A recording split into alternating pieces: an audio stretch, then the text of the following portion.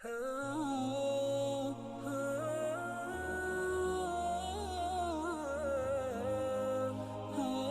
بکر صدیق رضی اللہ تعالیٰ عنہ آپ کا یوم وصال ہوا، لیکن جانے سے پہلے وصیتیں فرمائی۔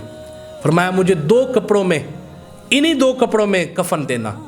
حضرت عائشہ تو صدیقہ عرض کرنے لگی ابا جان آپ امیر المومنین ہیں، نئے کپڑے دستیاب ہیں۔ تو حضرت ابو بکر صدیق فرمانے لگے میرے سے زیادہ نئے کپڑوں کا زندہ انسان حقدار ہوگا، اس لیے مجھے ان پرانے کپڑوں میں ہی کفن دینا۔ یہ ابو بکر صدیق رضی اللہ تعالیٰ عنہ کے تقوی کی اعلیٰ مثال ہے۔ اور پھر فرمایا کہ جب مجھے غسل دے دو تو پھر میری چارپائی اٹھا کے حضور کے روضے کے سامنے رکھ دینا اور اجازت طلب کرنا، یا رسول اللہ آپ کا یار آپ کے ساتھ دفن ہونا چاہتا ہے، اجازت مل جائے تو دفنا دینا، اور اگر اجازت نہ ملے تو جنت البقیع میں دفنا دینا۔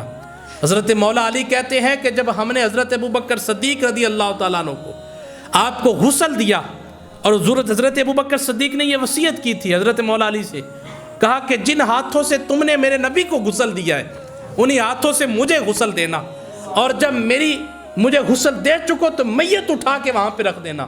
حضرت مولا علی کہتے ہیں ہم نے غسل بھی دے لیا، کفن بھی پہنا دیا، چارپائی اٹھا کے حضور کے روضے کے سامنے رکھ دی۔ اس وقت روضہ نہیں تھا، صرف حجرہ تھا، اور حجرے کا جو دروازہ تھا اس پہ تالا لگا ہوا تھا، چابی عائشہ تو صدیقہ رضی اللہ تعالیٰ عنہ کے پاس تھی۔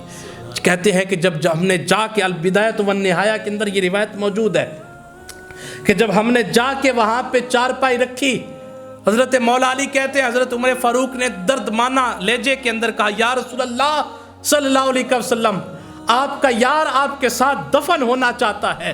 حضرت مولا علی کہتے ہیں کہ تالا خود بخود کھلا، کوئی چابی نہیں لگانی پڑی، کنڈی خود بخود کھلی، کسی نے کھولا نہیں، دروازہ خود بخود کھلا، اور آواز آئی یار کو یار سے ملا دیا جائے۔ ابو بکر صدیق رضی اللہ تعالیٰ عنہ حضور کے ساتھ دفن ہوئے، یار غار مصطفیٰ، یار مزار مصطفیٰ۔ حضور نے فرمایا ابو بکر تو غار میں بھی میرا ساتھی تھا، تو غار میں بھی میرا، تو کل قیامت کے دن حوض کوثر پہ بھی میرا ساتھی ہوگا۔ فرمایا ابو بکر اگر کوئی دنیا میں ہستی ہے کہ جس کو 8 دروازوں سے پکارا جائے گا تو ابو بکر تو ہے۔